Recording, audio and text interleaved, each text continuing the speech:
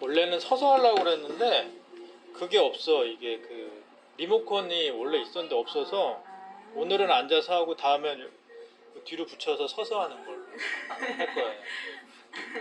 그래서 이렇게 몇 번 한 다음에 내가 전에 말했지만 지역민을 위한 강의를 하면서 우리 홍보를 할 거야.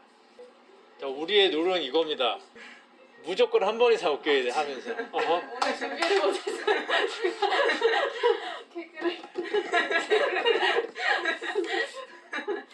안녕하십니까. 변호사 김정수입니다. 오늘 제가 할 내용은 소송이 끝나면 변호사 비용 돌려받을 수 있나요? 라는 질문을 자주는 아니고 종종 받는 경우가 있어서 이거에 대해서 좀 설명을 드리겠습니다. 지난번 얘기죠. 제가 지난번에 변호사에게 눈탱이 맞은 거 아닌가요? 라는 주제로 아싸 한번 웃겼다 얘기를 했는데, 그때 이제 오늘 할 내용 중에 하나인 변호사 보수 산입에 관한 규칙에 대해서 잠깐 언급을 했습니다. 지난번 얘기의 요지는 내 입장에서 얘기했을 때요, 청구 금액의 10에서 20% 정도라면 사안에 따라서 적정한 수임료가 될 것 같다 라는 얘기를 했고, 그거는 이제 의뢰인 입장에서는 좀 많다 적다 평가가 다를 수 있지만 그런 얘기를 했었어요.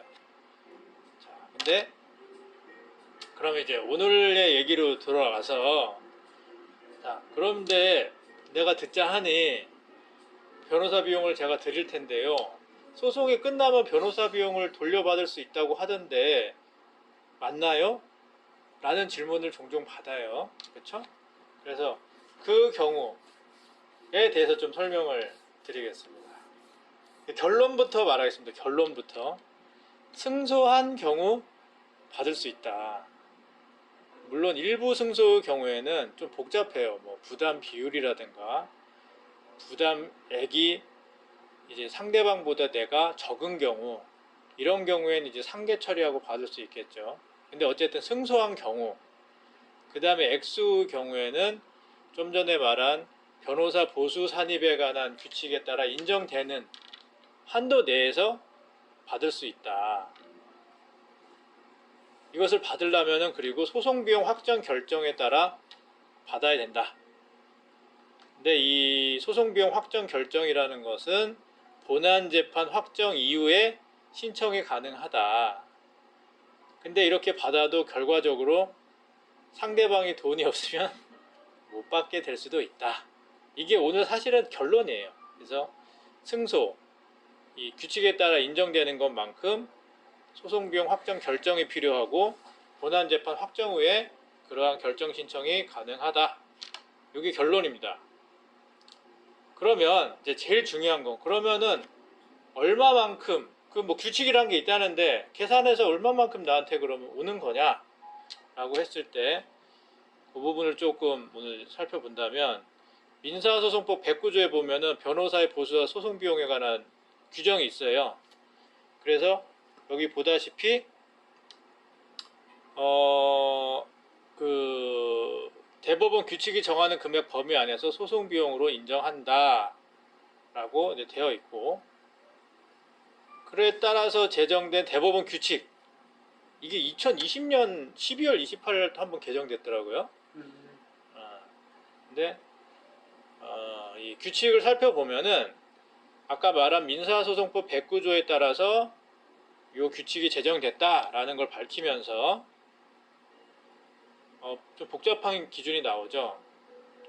그 3조 1항에 보면은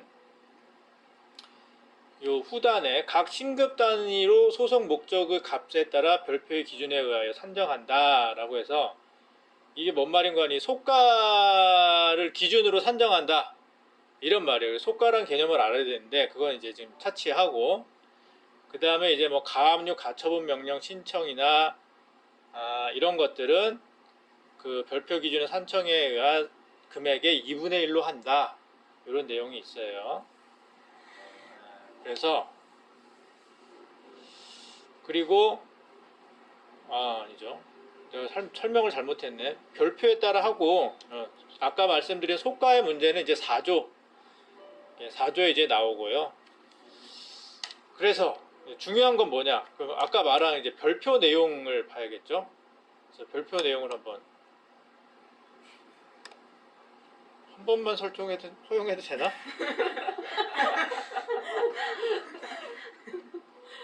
두 번 허용하시죠. 다행히 크롬으로 뜨네요. 네, 다행입니다. 여기 파이어폭스는 열면 안 돼요. 손도 대면 안 돼. 사생활이 담겨있기 때문에. 네, 내밀한 영역이 있는 파이어폭스는 절대 건드리지 마십시오. 파이어폭스는 절대 안 됩니다. 실수로 열어보고 싶은 욕망이. 그래서 여기 아까 그 말한 별표가 이거예요. 그래서 쉽게 말하면 여기에 나온 금액을 인정해 준다는 거예요. 그래서 보면은 소송 목적의 값이 300만 원. 그러니까 이거는 쉽게 말하면 우리가 대여금으로 말하면 300만 원 청구했을 때라고 생각하시면 돼요. 300만 원 청구했다. 그러면은 이제 소송 비용으로서 변호사 보수로 인정되는 게 30만 원. 이렇게 되고 이렇게 보면 이제 복잡한데 이게 나도 처음에 머리가 나쁠 때는 이걸 어떻게 계산하는 거에 봤는데 이렇게 보면 됩니다. 여기 보면 2천만 원 초과 5천만 원까지 부분이잖아요. 그러면 뭐냐? 2천만 원이면 200만 원. 그쵸?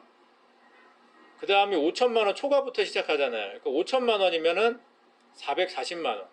그쵸? 그 사이 값은 여기 계산해서 나오는 금액이고, 그 다음에 1억을 만약에 청구한다 그러면 변호사 보수로 인정되는 게 740만 원. 1억 5천은 940만 원.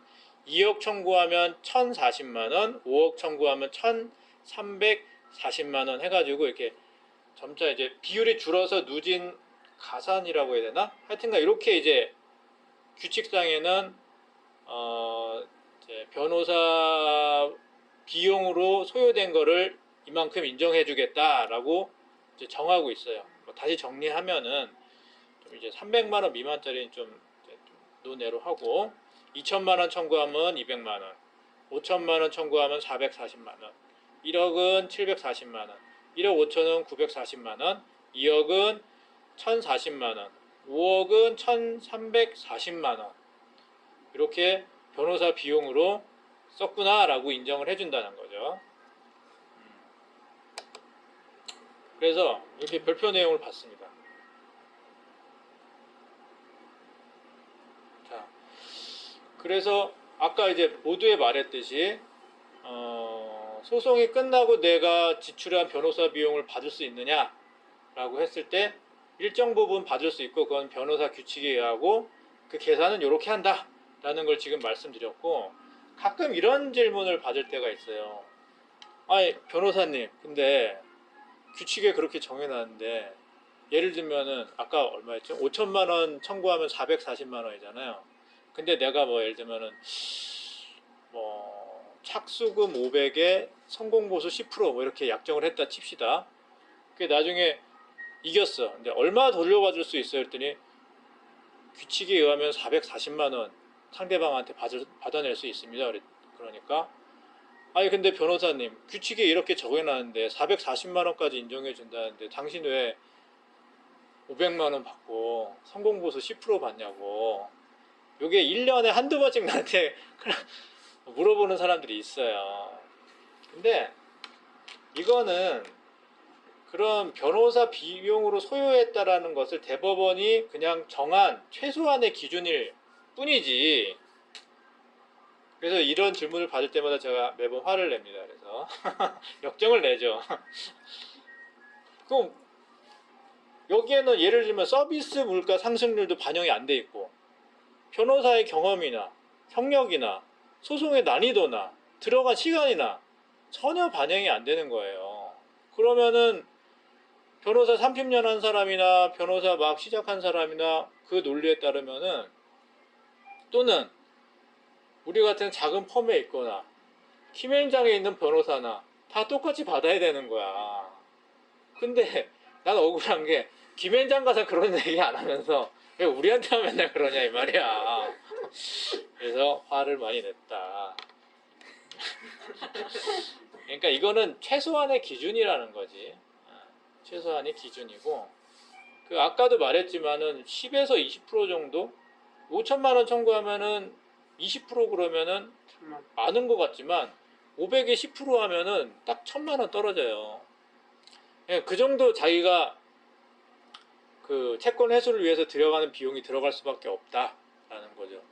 우리가 도둑놈이라고 하면 안 되는 거예요. 왜냐하면 채권 추심 기관에 가면 기본이 40%부터 시작해요. 그거는 채권의 부실화 정도나 그런 거를 따져봐야 되는 건데, 일단 변호사 앞에 오면은 채권이 부실화가 녹이 슬기 시작한 거야 이미. 더 녹이 슬면 추심 기간 가는 거고, 더 녹이 슬면은 그냥 이제 부실 채권 돼서 양도하는 거예요. 10% 받고. 그런 거니까. 아무튼 이런 좀 설명을 드리고, 이제 사실은 내가 억울해서 한번 계산해 봤어. 그러냐? 그래, 좋다. 그러면은 아까 2020년 개정됐지만 그 수치는 바뀌질 않았거든요. 왜냐하면은 2020년 개정이 아까 말한 300만 원이 구액이 된 거야, 새로. 그러면 만약에 아까 말했지만 2018년 기준으로 440만 원이잖아. 그러면 우리가 여기다 물가 상승률만 반영해 봅시다. 개인 서비스 물가 지수를 매년 우리 기재분과에서 발표를 해요. 2019년에 개인 서비스 물가 지수 상승률이 1.9%예요. 그러면 440만 원에 1.9% 반영하면 2019년에는 8만 원이 올라가야 돼. 그러면 448만 원이다. 2020년에는 1.2%가 상승됐어요. 물가 상승이.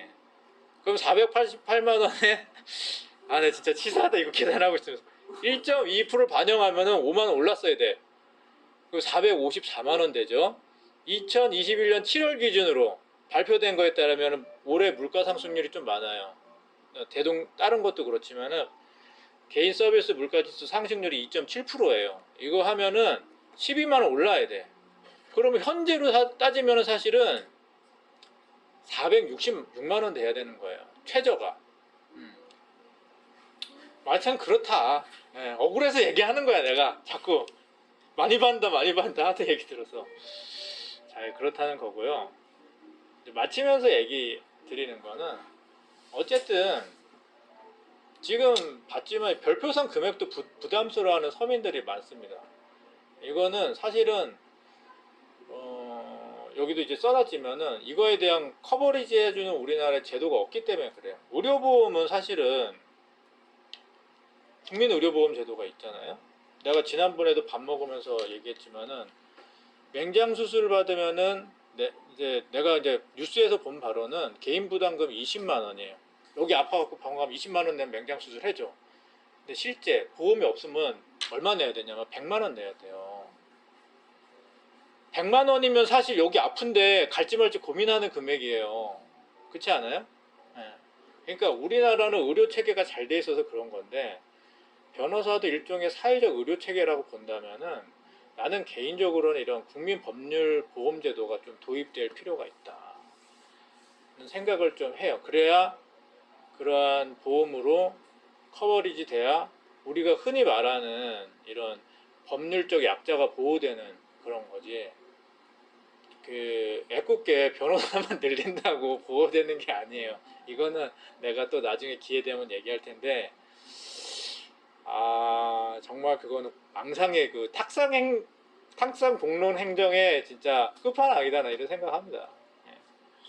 그래서 이렇게 나의 오늘 발표를 마치겠습니다. 오늘 몇 번 웃었지? 제 순서는 이렇게 마치는 걸로 하겠습니다.